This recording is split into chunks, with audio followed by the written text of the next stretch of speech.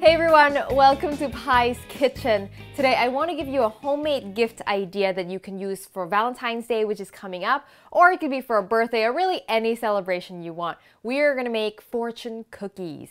Now, if you're thinking the fortune cookies that you get at the Chinese restaurants are just tasteless, trust me, these are actually delicious. And what we're gonna do is we'll customize them with different flavors. And the cool thing is you can put in whatever messages you want and make it as creative as you like. I'll give you some messages ideas as well. And then at the end, you can put it in a cute jar like this, and it'll be such a cute gift.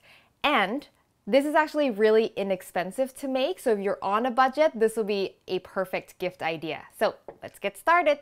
The easiest part of this recipe is the making of the batter, which is what we're gonna do first. So we're gonna start out with just an egg white. I'm gonna get this beat up until it's frothy. So you don't need a meringue or anything, you just need frothy egg white, so no big bubbles, nice and fine like this. And then I'm gonna add some castor sugar or super fine sugar. And some places in the world can get castor sugar, but if you don't have castor sugar, you can just do what I did, basically take the sugar, put it in a coffee grinder or a blender. It comes out very, very fine, and that's just gonna ensure that the sugar dissolves very quickly and our batter is very smooth. All right, so just get it until it's smooth and it'll become glossy and shiny. Our flavoring. So I'm gonna go in with just standard vanilla, but you can do whatever you want. You can make these almond flavored. So it's a really bad idea to be measuring this over your bowl, because if you spill, then it all goes into the bowl, so don't do what I just did. You can do lemon zest, I've done that too, orange zest for orange flavor. So really whatever flavor you'd like your cookies to be.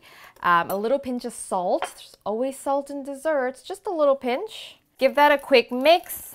It's mixed together. I'm gonna go in with some flour. This is just all-purpose flour. Dump it in and whisk it until it's smooth and combined. Yeah, the batter is a dump and stir, which I love. Okay, so now that it's smooth, you're gonna stir in some melted butter, and this is the reason why these cookies are going to taste much better than the ones that you get at Chinese restaurants. And just stir that in until it's smooth and well incorporated. And that's it. That is your fortune cookie batter. So this is the hard part, admittedly. So it might take you a couple of batches to get the hang of it. But here's what you'll need. In order to help me make nice rounds, I put parchment paper that I drew a pattern on it. And this is just a 4-inch circle. So I basically walked around the house and looked for round things that was roughly the right size. I'm gonna use this silicone mat. This is called a Silpat. It's just a silicone baking sheet. Nothing sticks to this. So these cookies are sticky, so you definitely want to have this, or you can also try, if you have a non-stick cookie sheet, I would grease it as well. You can use that. Some people like to use parchment paper. If you don't have anything else, parchment paper will work, but I do find that once the wet batter goes on the parchment paper, it just kind of waves a little bit and it doesn't create as nice of a cookie, but you know, it'll work. And because the way I rolled this when I stored it, it just kind of does this, so I'm just gonna flip it over so that it lays more flat. You want to get about 3/4 of a tablespoon. So I just use a tablespoon and don't fill it up all the way. And smear it around your pattern. Don't worry about the evenness right now. And then my offset spatula is what's gonna even it out. See, I love my mini offset spatula. Now what you don't want to do is make the edge thinner than the middle, because it's going to start browning from the edges. And if you make the edge thinner than the middle, then it'll burn before the middle will have a chance to cook. I would not do more than 3 at a time, because when you shape these, they have to stay hot. So you can bake them just like this for plain ones, but I'm going to jazz them up a little bit. So if you want to do like, stick with the Asian theme, you can get black and white sesame seeds mixed together and sprinkle that around the edges.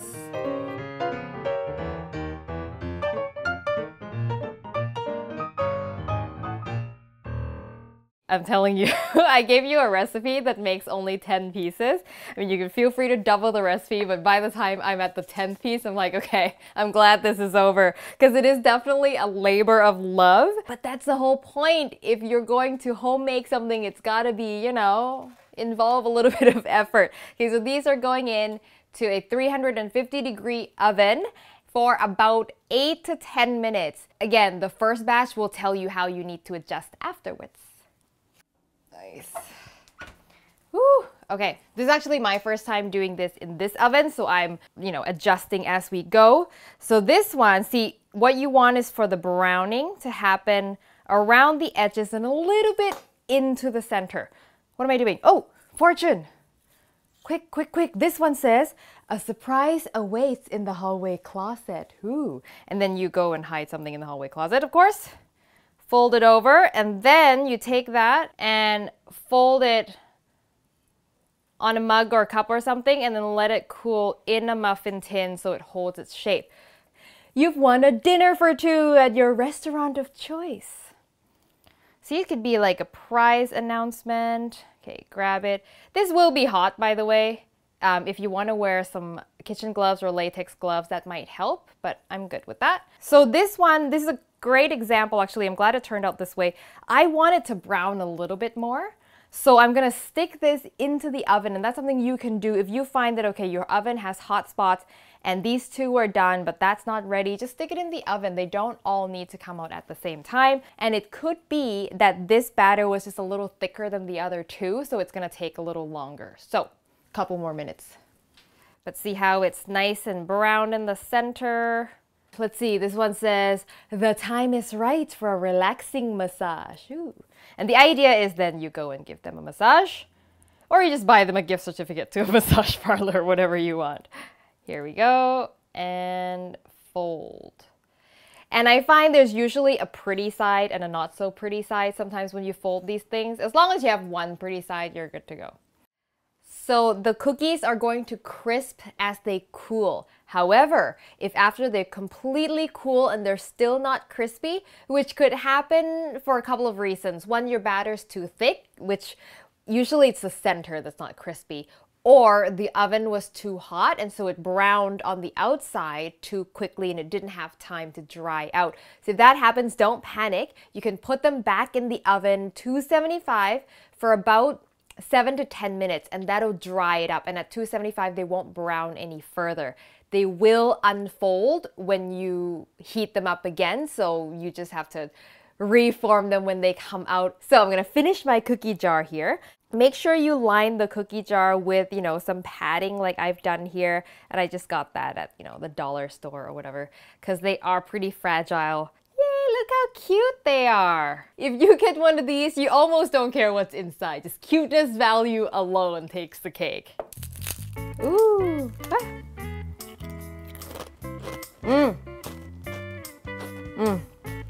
Super good. Buttery, crispy. So not like the commercial ones that you get for free after your Chinese meal. Oh, and that coconut just takes it to another level, something a little different, right? I will tell you though, the one downside of this is that because we put butter in the dough, your fortune paper is gonna get grease spots on them. If that's important to you and you don't want your fortune paper to get grease spots, you don't have to put the butter. But if you don't put any butter, then the cookies aren't gonna be as good. So, you know, it's sort of like, do you want the cookies to taste good or do you want the paper to look good? So it's up to you. I'm giving you all the options. If you do white paper, it's not as bad. If you do pink paper like I've done here, then the grease spot is a little bit more obvious. This one says, someone is smitten by you. Oh, how cute. So anyway, hope you've got some good ideas. If you don't know what to do yet for Valentine's Day, definitely give this recipe a try, and the recipe will be on hotthaikitchen.com. Don't forget to send me pictures once you've made it on Facebook, Twitter, and Instagram.